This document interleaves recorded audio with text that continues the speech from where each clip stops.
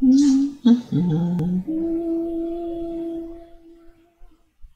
je pense que je vais chanter parce que l'enregistrement continue. Je reprends.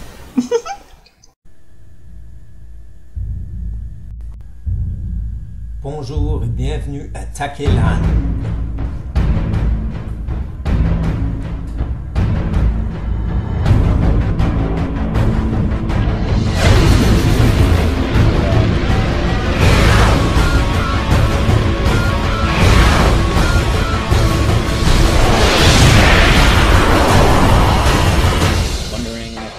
Post them or not on YouTube, and I'm saying to myself, no way, I'm not going to post these clips.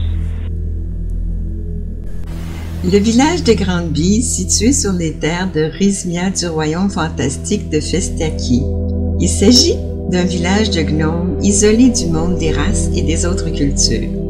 Là où seuls les gnomes ont accès à ce village sacré, où le sol fertile fait pousser des pierres précieuses à même les plantes et arbres des environs.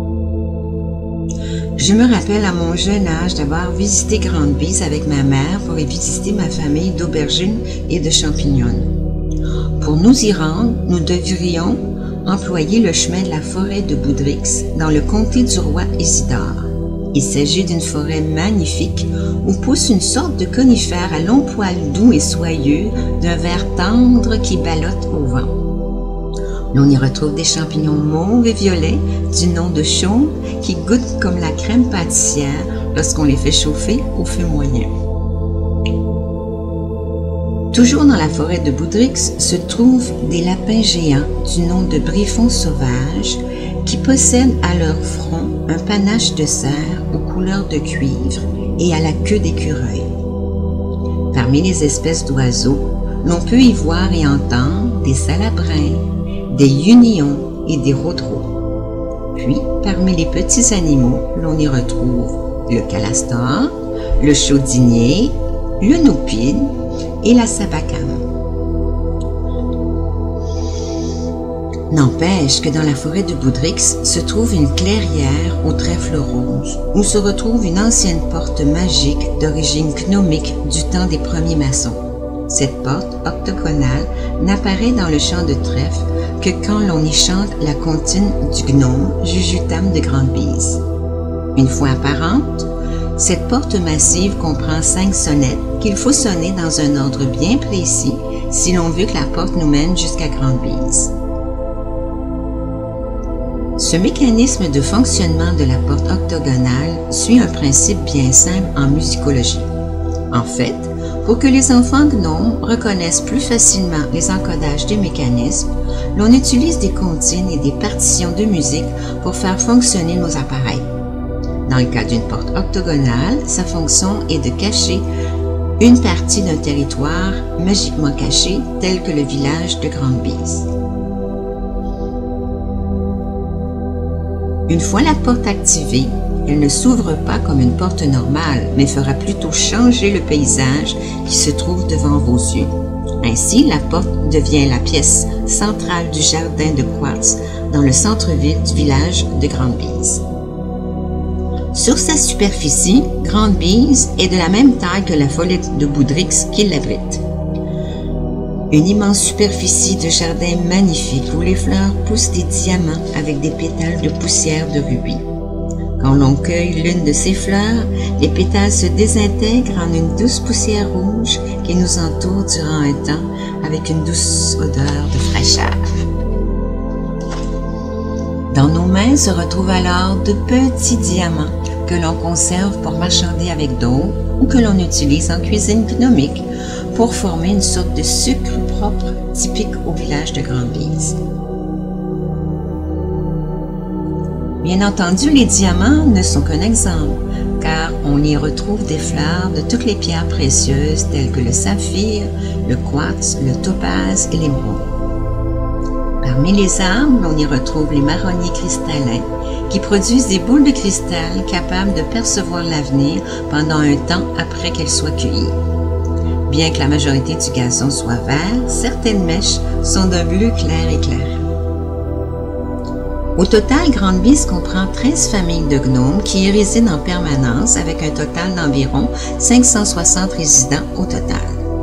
Chaque résidence possède un moulin à pierre qui est une sorte de moulin à pendule utilisant le mouvement des pierres pour tourner continuellement. Ces moulins sont utilisés pour broyer le grain, l'avoine, le blé et un ensemble d'autres plantes dont les noms ne vous diraient rien car elles sont propices à la région. Dans les arbres qui sont à portée des résidences, l'on y place des carillons et des mangeoires pour attirer les oiseaux voyageurs.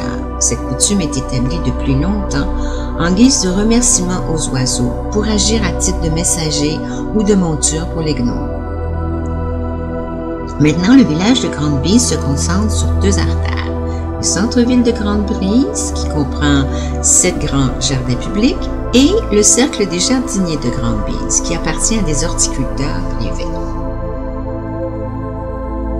Quand on arrive au centre de Grande Bise, la première chose que l'on observe est le bâtiment des retrouvailles et des présences. C'est à cet endroit que l'on peut identifier qui est présent dans le village et qui est absent pour le décompte journalier et la préparation des repas. Car n'osez pas faire votre propre repas à Grande Bise, ce serait une insulte pour les cuisiniers de la région qui travaillent fort sur leurs recettes.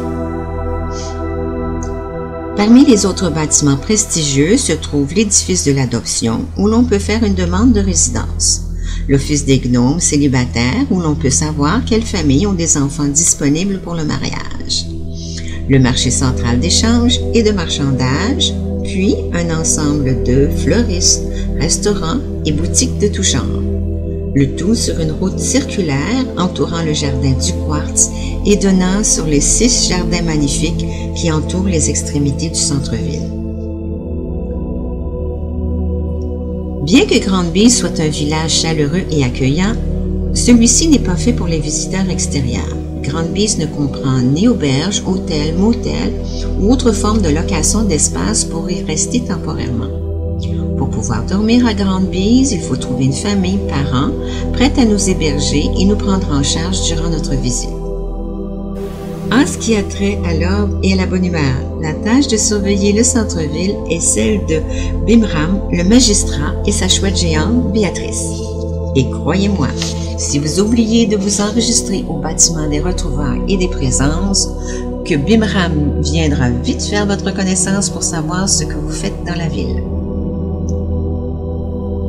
Pour ce qui est de l'habillement des résidents, la coupe particulière des tailleurs du village offre une tunique traditionnelle gnomique de couleur blanche à motifs tissés en relief avec des pois de couleur pastel reflétés en schématique circulaire pour les femmes ou spirale pour les hommes. Le chapeau de gnome de la région est le cône rouge traditionnel en plume de canard rouge de Rizmia que l'on marchande avec le roi Isidore de Boutrix en échange de sucre de diamant.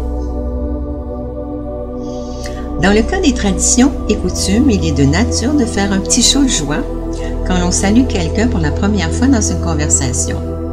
En raison de l'absence de monnaie d'usage, l'on doit marchander nos achats en échange de marchandises ou de services et d'échange d'informations. Il est alors de coutume d'enlever nos souliers et de marcher pieds nus quand nous n'avons pas de biens à marchander pour éviter d'irriter les commerçants qui, eux, nous appelleront si besoin d'un service ou d'une information. Pour les demandes en mariage, un gnome intéressé à un gnome de Grande Bise se doit de lui apporter un cadeau d'un même type à chaque saison de Rimisia de Festiaki pour souligner son amour. Si les parents de la gnome considèrent qu'elle peut bien gérer les babioles que lui apporte son futur mari, le mariage est accordé. Dans le cas d'une gnome qui cherche un mari, elle se doit d'apprendre tous les noms de la famille élargie de son futur mari pour pouvoir lui demander son amour éternel. L'éducation à Grande Bise se concentre surtout sur l'horticulture et l'agriculture des plantes typiques à ce village qui nécessitent une attention particulière. Chaque plante est issue d'une pierre précieuse brisée auquel l'on fait prendre racine et que l'on plante dans la terre. Il existe cependant diverses familles gnomiques qui offrent des cours privés de chant, couture, cordonnerie, poterie et joaillerie. Le plat préféré des gens de Grande-Brise est la tarte à la citrouille, ou le potage à la citrouille, ou la ratatouille à la citrouille. Il s'agit de mets délicats car les citrouilles sont importées en raison qu'elles ne poussent pas sur le territoire. Dans les faits, tout aliment ou animaux qui sont reproduits à Grande-Brise seront de taille miniature lorsqu'ils atteindront leur maturité. Pour cette raison, la citrouille est un aliment bien impressionnant en raison de sa grande taille et sa couleur orange donne appétit aux gnomes pour une raison inconnue. En ce qui a trait au plat traditionnel de Grande-Brise, l'on y retrouve une pâte particulière avec laquelle on fait un spaghetti incroyablement sucré et savoureux. Certains le prendront avec des épices piquantes et d'autres avec des champignons de chaume pour ajouter au goût sucré une tendre saveur moelleuse.